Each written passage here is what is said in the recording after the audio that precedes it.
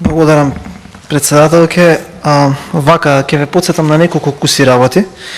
600 евра плата, 500 км автопат, датумот онаа сликата фамозна во авионот, 100.000 денари плата за докторите, 90 денари капитација, 75 за стоматолозите, бесплатно здравство, студентски град и така натака.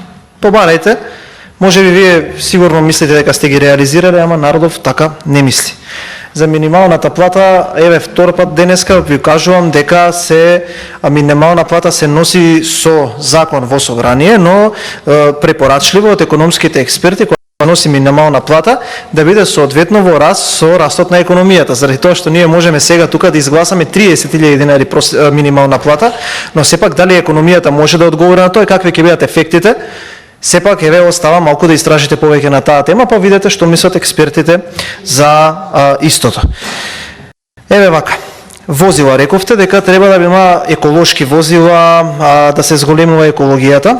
Треба да тргнеме тогаш од најповиканите. Ако вие велите дека некој треба да вози еколошко возило, а сте представник на власта, тогаш власта треба тоа да го подкрепи со пример. За 2,5 години купени над 390 службени возила. Тоа века се потрошили над 8 милиони евра, едно возило во просек чини 17.000 евра, 0 еколошки возила. 0. Значи од 390 службени купени возила од страна на владата во последните 2 години, ниту едно не е еколошко. Зоран Заев рече, ќе се обидам да порачам на луѓето да купуваат такви возила, ама овие 45 сега што сакате последниве да ги земете и плюс оние 2 од фондот, од каде што генерален директор е од вашиот град, вашето граѓанин веројатно и познаник, тие не се еколошки. 45 и плюс тие 2, тие не се еколошки. Ама ние треба да го тераме народов да купува еколошки возила, но мора да дајме пример. Ете да почнеме од таму. Прва инвестиција во зелен развој од аспект на зелената дуј, знаете кој е? 2 милиони евра за проширување на Хасан Приштина. Верувам дека тоа го знаете, тоа го има во ребалансот. Тоа е првата инвестиција од зелениот развој и првата инвестиција на зелениве од ДУИ. Да знаете, тоа можете да го најдете од изјава на Артан Гроби. Понатаму ве повикувам да ми кажете од оние 11 милиони евра кои што се предвидени за зелен развој, 3 инвестиции. Искочете тука и кажете им од тие 11 милиони евра ќе направиме тоа, тоа и тоа. Господине Коцик, спомнувавте доста тука работи. Еве за струјата. Ми цитиравте цени на би рекол дел од оние струјни показатели, но еве јас вака ќе ве прашам.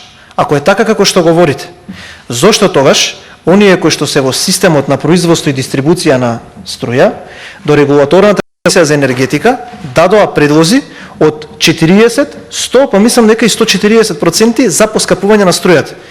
Јас не знам дали знаете, ама струјата поскапи за 12,5%, со намалувањето на ДДВ-то се нивелираше да остане на исто ниво.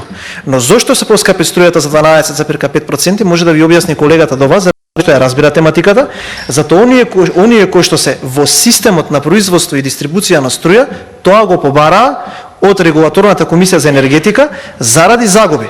Сега, зошто има загуби? Заради недомаќинско работење. Тоа е факт.